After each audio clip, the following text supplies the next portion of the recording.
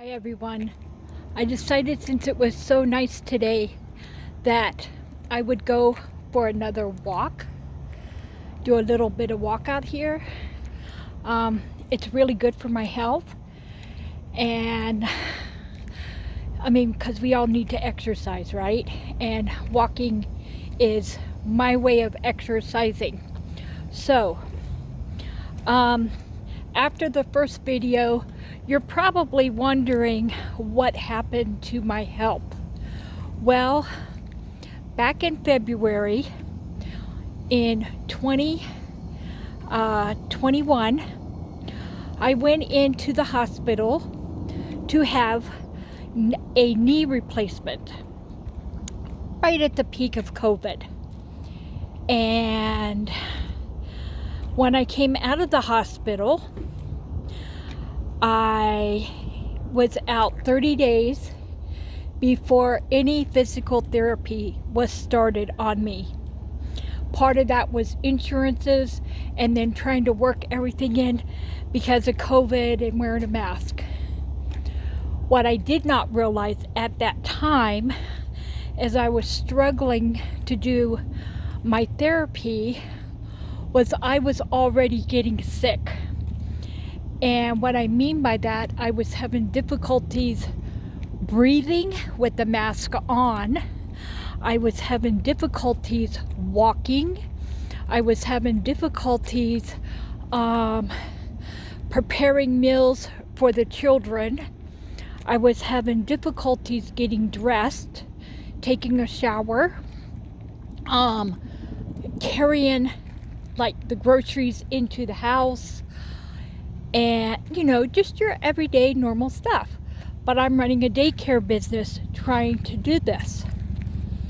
And of course, we're hit with tons and tons of snow during that winter, so I couldn't be as active outside as I normally am with the children. But I still did my best, and I was trying to get around with after having my knee done. Well, I ended up in the ER at least once or twice because I was in severe pain. The hospital thought that I was having a heart attack. But when they did the stress test afterwards, come to find out my heart is as strong as a horse. And so didn't think anything of it. They dealt with me at the hospital, went home, kept trying to do the stuff that I try to do, taking care of the kids, preparing meals, doing the laundry, everything.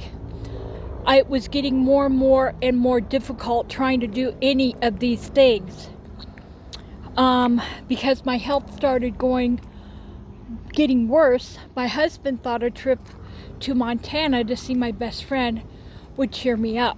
So I flew on an airplane, not knowing what was wrong with me. And that's when I flew back, and we had decided that I was so upset with my health and her health, not knowing where we would be or what was going to happen to us.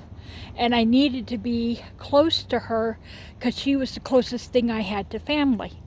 That's when we decided to move to Montana. So at that point, we had already put the motions in to close the daycare business. We gave the parents notice way in advance that we would be closing the doors in April to get through the winter months. We did not feel that I was capable of getting us ready to move before winter. So we had another trip scheduled in September to go to Minnesota to visit Troy's family. I took another airplane trip to Minnesota, and I wasn't able to do a whole lot. I was barely able to do anything. I was barely able to walk.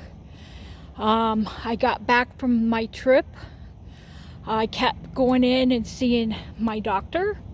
My doctor advised me that I was not moving enough and that I needed to move around more. I needed more activity, which I was not able to do. The pain where I went into the hospital before had come and gone, but not as severe as it did where I went into the hospital until the end of October of 2021.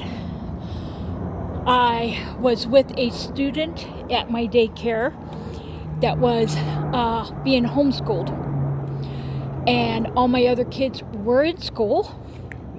This student was online with her teacher when I got to the point that I had severe pain that I couldn't do anything again. And because of that, her teacher called an ambulance and had me be taken to the hospital. Again, they looked at me. They thought I was having a heart attack.